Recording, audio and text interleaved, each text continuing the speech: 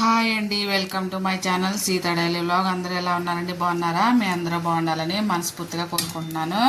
ఈరోజు మోమోస్ చేస్తున్నాను. వెజ్ మోమోస్. క్యాబేజీని ఇలా సన్నగా కట్ చేసి పెట్టుకున్నాను. అలాగే మైదా పిండిలో కొంచెం ఉప్పును, ఒక స్పూను నూనె వేసుకొని ముద్దలాగా కలుపుకోవాలి. కొంచెం కొంచెం నీళ్ళు వేసుకొని ముద్దలాగా కలుపుకుందాం. చపాతీ పిండి కలిపినట్టు కొంచెం నూనె వేసుకొని దాని మీద వేడిపోకుండా అలా పెట్టుకోవాలి. అలాగే మోమోస్కి చట్నీ చేస్తున్నా. ఇది 2-3 టమాటాలు తీసుకున్నారు, 2 కాశ్మీర్ చిల్లీ తీసుకున్నా, 2 మామూలు ఎండు మిరపకాయలు తీసుకున్నా, 2 ఏమో అవి వేసాను. ఎల్లిపాయలు ఉడకబెడుతున్నా. ఇప్పుడు ఈ క్యాబేజీలో సన్నగా ఒక మీడియం సైజు ఉల్లిపాయ కోసుకొని వేసుకోవాలి. అలాగే ఒక స్పూను ఉప్పు వేసి క్యాబేజీని కలిపి ఆడబెడితే నీరు అవుతుందండి. పక్కన ఉంచాలి. మొత్తాన్ని గట్టిగా పిండేసుకోవాలి. చూడండి, ఇలా నీళ్ళు వస్తుంది కదా, ఆ నీళ్ళన్నీ పిండేసి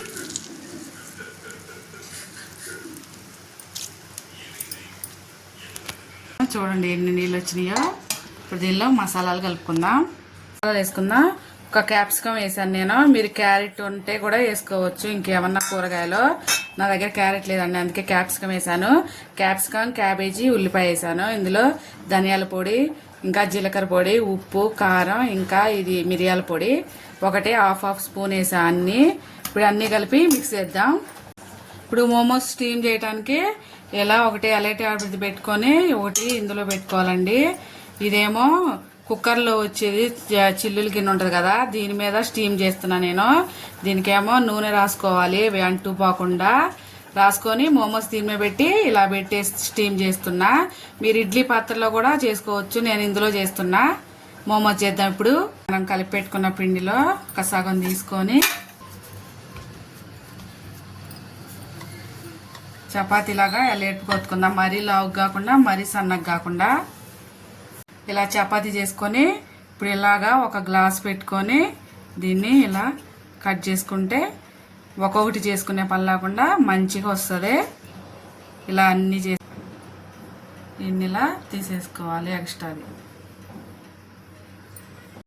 ఇప్పుడు ఒక్కొక్క దాంట్లో ఇలా పెట్టుకొని దీనికి అంచులకి నీళ్లు రాసుకొని దీన్ని ఇలా నుంచి ఇలా తీసుకొచ్చి అంచుల మీద దీన్ని ఇలా అతికిచ్చేసుకోవాలి. అంతే, ఇలా చేసేసుకోవటమే. ఇంకోలాగా ఎవరికి వచ్చినట్టు వాళ్ళు చేస్తారండి, చాలా బాగా చేస్తారు మోమోస్. నాకు ఇలానే వచ్చు, ఇలానే చేస్తున్నా. దీన్ని ఇలా అతికిచ్చేసిన తర్వాత ఇలా తీసుకొచ్చి ముందుకి ఈ 2 అంచులు ఉన్నాయి కదా, ఇలా అంటించేసా. అంతే, ఇలా ఒకటి చేస్తున్నా.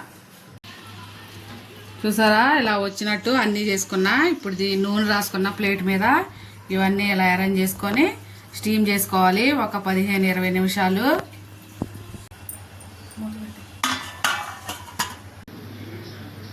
చట్నీ చేసుకొద్దాం. ఇప్పుడు టమాటాలను, మిరగాయలు అందులో వేసుకొని రుచికి సరిపడి ఉప్పేసి మిక్సీ పడదాం. ఇప్పుడు ఇందులో 2 స్పూన్ల నూనె వేసుకొని మిక్సీ పట్టుకున్నదే ఇందులో పోసుకొని ఒక 2 నిమిషాలు ఉడికించుకోవాలి. కొంచెం ఒక చిన్న అల్లం ముక్క వేసుకోండి. నేను చూపించడం మర్చిపోయా అల్లం ముక్క.